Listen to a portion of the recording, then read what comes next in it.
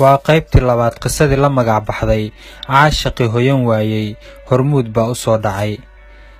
saacaddu waa 4 galabnimo. liibaan gabadha uu la ballansan yahay inkastuu saaxiibkiis la rabo, haddana sida caadada u ah wuxuu jeclaa inuu u labisto si heer sare ah, isagoo 4 jiho iskala maray barafuun udgoon badan. wuxuu u dhaqaaqay dhanka waddada 12 Street ee xaafadda Islii si uu gaari uga raaco. goobta ballantana waa Uhuru Park oo ah goob ay lamaanayaasha jecel yihiin inay ku soo hawo qaataan. bas xilligaas waddada taagnaa oo aan buuxsamin ayuu koray. isagoo xaaladda saaxiibkii Axmed ka fikiraya ayuu daaqadda ka arkay gabar waddada dhinaceeda taagan. miyirkiisa ayaa tegay, maskaxdiisa durbo waxay bilowday inay sifayso gabadha. wuxuu aad uga helay bilicsamida ka muuqata iyo sida ay gebi ahaanba uga duwan tahay gabdhaha uu magaalada ku bartay. gabadhii waxay la soo baxday taleefan iPhone 6 ah. waxay u ekeed qof ayadana meesha ballan ku leh, laakiin waxaa durba hareeraheeda soo istaagay 6 wiil. hadal kaleba uma aysan geline waxay bilaabeen inay baartaan gabadha. liibaan oo qaybta dambe ee gaariga fadhiyay ayaa si fajac leh ula yaabay wiilasha gabadha kala jiijiidaya iyo dadka fiirsanaya ee aan ka celinayn.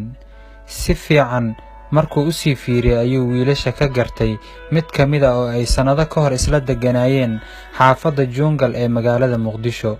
isagoo dheg la qabta lahayn ayuu gaarigii ka soo degay. suga bal maxaad ka rabtaan gabadha, ayuu la soo booday. mid ka mid a dhallinyaradii ayaa tooray la soo baxay, isagoo raba inuu liibaan ku dhufto ayaa waxaa ka qabtay midkii ugu weynaa oo hogaamiyaha u ahaa dhallinyarada subarbawarka ah oo lagu magacaabo Laqaaye. niman yahow ka fooqa ninkan, waan aqaanaaye, ayuu dhahay. liibaan saaxiib ii waran, gabadhan maxay kuu tahay, ayuu weydiiyey isagoo hadalka sii wata. Laqaayow, walaashay maad maantana u soo dhigatay, annaga iskuma gambanaynee. gabadhii waxay la amakaagtay waxa dhacaya. Laqaaye iyo liibaanna gees ayay iskula baxeen. liibaan kastii uu islahaa gaariga ku raac iyo xoogaa kale ayuu shaxaad ahaan u siiyey. Laqaaye wuxuu wiilashii kale ku amray in gabadha taleefankeeda loo celiyo, wayna dhaqaajiyeen. gabadhii oo indho ka soo haray ayaa liibaan weydiisay, walaalow, sheekadan camal filimaanta Hindiga ayaan ku fiirsan jiraye, bal mahadsanid. waan isku leenahay abbaayo, laakiin sidaan filayo markaan hanaankaaga qiimeeyey magaalada waad ku cusub tahay, ayuu liibaan weydiiyey gabadha.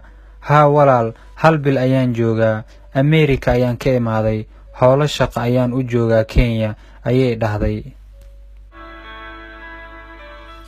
liibaan damac cusub ayaa durbo ku dhashay. mar kale waxaa hadalka qaadatay gabadhii. magacayga waa Hani walaal, abaalkaaga waxaan ku guda ma aqaano, mahadsanid, ayay tiri si xushmad leh. liibaanse sidii lagu yaqaanay ayuu sameeyey. hadday saas tahay inaan shaax wada cabno ayaad abaalkayga ku gudi kartaa, ayuu dhahay isagoo dhoola caddaynaya.